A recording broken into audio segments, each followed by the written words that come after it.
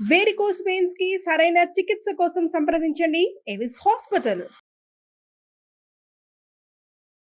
నమస్తే రమగారు. నమస్తే జయ. రమగారు, మనకి ధనుర్మాసంలోనే సుబ్రహ్మణ్య షష్ఠి ఉంది కదా.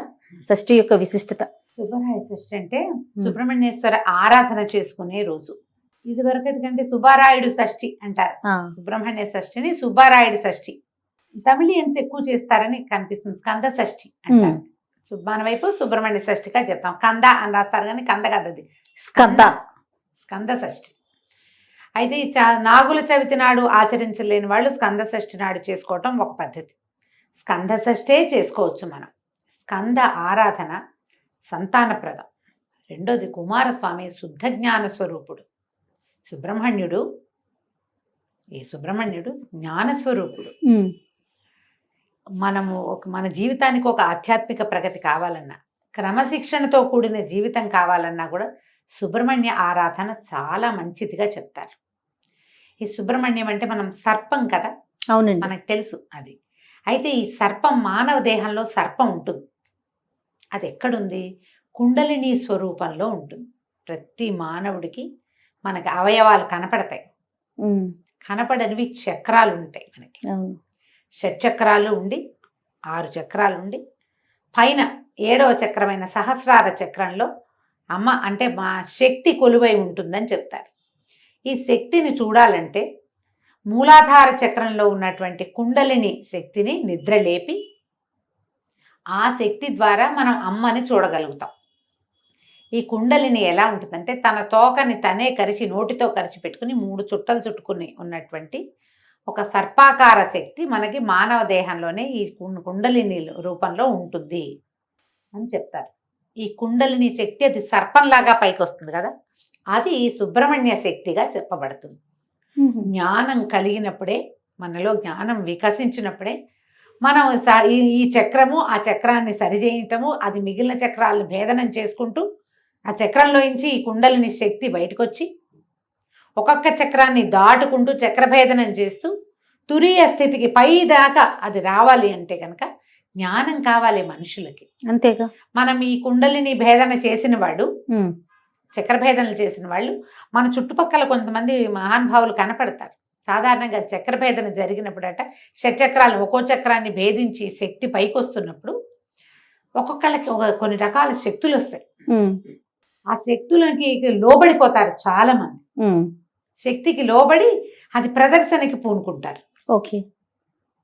లేదా చుట్టుపక్కల వాళ్ళు ఎవరైనా సరే దాన్ని ప్రబోధిస్తారు, ఓహో నువ్వు అద్భుతమైన వాడివని. వెంటనే వీళ్ళకి అహంకారం, మాయ వాళ్ళని పైకి ఎక్కనివ్వదన్నమాట. అహంకారానికి లోనయ్యి అది అక్కడే ఉండిపోతారు. ఉండిపోయి ఆ శక్తులు ప్రదర్శన అంతే. ఇంకా తర్వాత ఇంకా ఉపాసన పైకి వెళ్ళటము, సహస్రారంలో శక్తిని అసలైన అమృతాన్ని అందుకోవటం చేయలేకపోతారు. చక్రభేదనం జరుగుతుంది చాలా మందికి, చక్రాలు వెళ్తాయి. కానీ ఎక్కడ ప్రతి చోట వచ్చేసరికి ఒక్కొక్క చక్ర భేదన జరగంగానే ఒక్కో రకమైన శక్తి ఆవిష్కారం జరుగుతుంది. ఆ జరిగిన శక్తి ఆవిష్కారానికి లోబడి, మాయకి లోబడి ఉన్న వాళ్ళు అక్కడే ఆగిపోతారు. సుబ్రహ్మణ్య ఆరాధన వల్ల మాయని తొలగించుకుని మనం మనుషులు ఆ అమ్మవారిని చూడగలుగుతారు, అమృతత్వాన్ని సాధించగలుగుతారు. మనకు ఎంతోమంది గురువులు చాలామంది కనిపిస్తారు. వీళ్ళందరూ కూడా అంటే చాలామంది జనాల్ని ఆకర్షించగలిగిన వాళ్ళు, ఎక్కువ మంది జనాలు వాళ్ళ చుట్టూ చేస్తారు. వీళ్ళకి వాళ్ళంతటా వాళ్ళకే సహజంగానే చక్రభేదం జరిగిన వాళ్ళు అయి ఉండొచ్చు, లేదా ఉపాసన ద్వారా చక్రాలని భేదించిన వాళ్ళు కూడా అయి ఉండొచ్చు. ఈ ఎప్పుడైతే జనము గుమికూడటము, చాలామంది వేరే రకరకాల మార్గాలు వచ్చినాయో, ఏ స్థాయికి వెళ్ళారో ఆ స్థాయిలో ఉండిపోతారు. మనం ఎంతో మందిని గమనిస్తాం, పెద్దవాళ్ళని చూస్తాం, వాళ్ళలో విపరీతమైన జనాకర్షణ ఉంటుంది. వాళ్ళు ఏం చెప్పినా వింటారు జనం. అవును, వాళ్ళ వెనకాల పరిగెడతారు, వాళ్ళనే పరమ గురువుగా భావిస్తారు కూడా. ఎంతమంది కనిపిస్తారు వాళ్ళలో కూడా. ఇప్పుడు ఈ అమృతత్వాన్ని సాధించి మనుషుల కోసం ఇలా ఉన్నవాళ్ళు కొంతమంది ఉండుండొచ్చు మహానుభావులుగా, లేదా అమృతత్వాన్ని సాధించలేక ఎంత మటుకు వెళ్ళారో అక్కడే ఆగిపోయిన మహానుభావులు కూడా కొంతమంది ఉంటారు. ఎవరైనా మహానుభావులే, అందులో తేడా ఏం లేదు. కాకపోతే వాళ్ళు ఎంతవరకు వెళ్ళారు, ఇంకా ఎంత వెళ్ళాలి అనే జ్ఞానాన్ని సుబ్రహ్మణ్యుడు ప్రసాదిస్తాడని చెప్తారు. మనం ఇప్పుడు మామూలు మనలాంటి వాళ్ళకి ఏం తెలిసే, ఇవన్నీ విని తెలుసుకుని చదువుకుని అంతే. ఈ చక్రము భేదించడం అంటే ఏమిటో సాధారణ మనుషులకు అర్థమే కాదు. అవి నాకు అయిపోయింది అనుకుంటారు. అయిపోయిందంటే అవదది. నాకేమీ కాలేదనుకుంటే అయినట్టు. ఏమీ అవదు, దానికి సమయం పడుతుంది. కానీ ఆధ్యాత్మికమైన ఆలోచనలు, స్పిరిచువాలిటీ వేరు, మనకి డివోషనల్ వేరు కదా, నీకు తెలుసు కదా. అవునండి. భక్తి వేరు, ఇది వేరు. స్పిరిచువల్ థింగ్ అనగానే ఆత్మకి సంబంధించిన జ్ఞానం వేరు, దీన్ని దాటింది.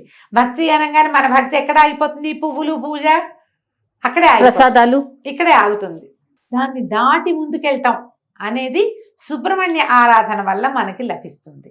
ఈ సుబ్రహ్మణ్య ఆరాధన కూడా ఏదో శ్రోత్రియంగా ఏది కనపడుతుందో దాన్ని చేయటం కాకుండా ధ్యానము, తదేక దీక్ష, ఇవి చాలా అవసరం. తరచుగా సుబ్రహ్మణ్య దేవాలయాలు దర్శించే వాళ్ళకి ఆత్మజ్ఞానం వైపు దృష్టి వెళ్ళటానికి అవకాశం ఉంది. ఆయన్ని ఆరాధిస్తే మన ఆధ్యాత్మిక ప్రగతి బాగుంటుంది. దానికోసమే కాకుండా లౌకిక జీవనానికి కావలసినటువంటి సంతానోత్పత్తికి సుబ్రహ్మణ్యుడే అధిదైవం. సంతానం కావాలంటే సుబ్రహ్మణ్యుని ఆశ్రయిస్తే సంతానం కలుగుతుంది. జాతకంలో నాగదోషాలు అవి ఉంటే, కుజదోషము, నాగదోషము కనపడుతుంటే వాళ్ళు తప్పకుండా సుబ్రహ్మణ్య ఆరాధన చేయాలని చెప్తారు. సమీపంలో ఉన్న ఎక్కడ నాగనాథులు ఉంటారు, ఎక్కడ నాగప్రతిష్టలు ఉన్నా అక్కడ పూజించటం. సర్పారాధన, నాగారాధన చాలా మంచివి. సుబ్రహ్మణ్య స్తోత్రాలు కూడా కొన్ని అద్భుతమైన స్తోత్రాలని, సుబ్రహ్మణ్య భుజంగ ప్రయాతము, సుబ్రహ్మణ్య అష్టకం, సుబ్రహ్మణ్య సహస్రనామాలు, సుబ్రహ్మణ్య అష్టోత్తరము, ఏది సులువుగా మీకు చేసుకోగలిగితే అది చేసుకోండి. సుబ్రహ్మణ్య అష్టకం చాలా సులువు, 9-10 శ్లోకాలు చక్కగా నోటికి వచ్చేస్తాయి. రోజు చదువుకుంటే సంతానార్థులైన వాళ్ళకి మంచి ఉపయోగిస్తుంది. మీరు ఏదైనా చేయించుకుంటారు, IVFలు అవి ఇప్పుడు బోల్డ్ వచ్చినాయి కదా, అవి సక్సెస్ అవ్వాలన్నా భగవత్ సహాయం కావాల్సిందేనమ్మా. ఖచ్చితంగా అండి కదా. అందుకని మీరు సుబ్రహ్మణ్య అష్టకం చదువుకోండి. చదువుకుని ఏదైనా చేయించుకోండి. వైద్యానికి వెళ్తున్నారు, అదొద్దు, ఏ హోమియోపతి మందే వేసుకుంటున్నారు, అప్పుడు కూడా సుబ్రహ్మణ్య ఆరాధన చేసుకుంటూ హోమియోపతి వైద్యమే చేయించుకోండి. దానికి వెళ్ళినా దీనికి వెళ్ళినా ఎప్పుడు కూడా భగవత్ సహాయం తీసుకోదలిస్తే సుబ్రహ్మణ్యుడు దీనికి అధిదైవంగా ఉంటాడు. వివాహాలు ఆలస్యమైన, సంతానం లేట్ అయినా, లేదా అబార్షన్లు అయిపోయే వాళ్ళు చాలా మందికి, మిస్క్యారేజెస్ అయిపోతుంది, కొంతమందికి ఎక్టోపిక్ ప్రెగ్నెన్సీ లాంటివి వస్తాయి, వాళ్ళకు కూడా సుబ్రహ్మణ్య ఆరాధన మంచిది, స్కందారాధన మంచిది అనేది మనం ఎప్పుడు చెప్తూనే ఉంటాం. ఎందుకంటే ఈ స్కందుడు ఎన్ని చోట్లకో మారి ఎక్కడ ఇది కాకుండా జన్మించాడు. ఎన్ని ప్రతికూల పరిస్థితులు వచ్చాయో ఆయన పుట్టుకి, అమ్మా నాన్నని కలవనివ్వల దేవతలందరూ కలిసి, సహజంగా ఆయన పుట్టలేకపోయాడు, సహజంగా జన్మించలా.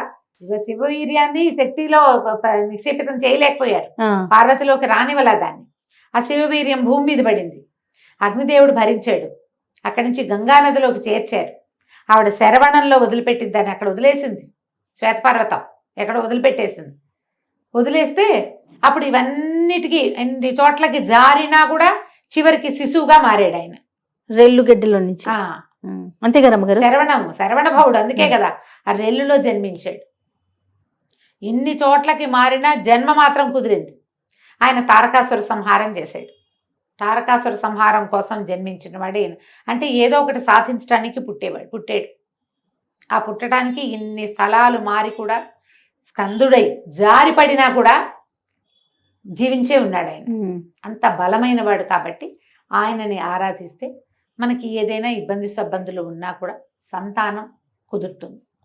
అవకాశం ఉన్న వాళ్ళు సుబ్రహ్మణ్య ఆరాధన చేసుకోండి. ఈ సుబ్రహ్మణ్య షష్ఠిని సుసంపన్నం చేసుకోండి. ఒకవేళ చవితినాడు చేస్తే ఇది చేయకూడదని కాదు, చేసినా షష్ఠి పూజ చాలా మంచిది. దీనికి సులువుగా చేసుకునే విధానం ఏంటి? ఇంట్లో మీరు సుబ్రహ్మణ్యుడు వచ్చిన బాలసుబ్రహ్మణ్యం పటాలు దొరుకుతాయి.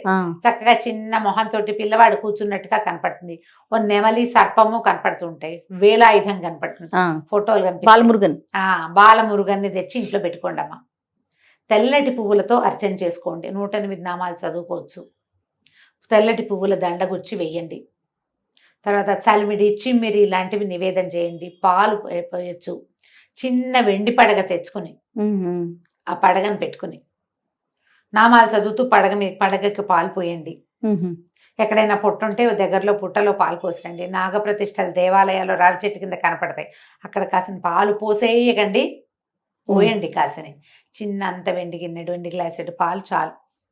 ఉద్ధరణతో పోస్తే ఒక 11 సార్లు, 11 ఉద్ధరణలు, అంతకంటే అవసరం లేదు.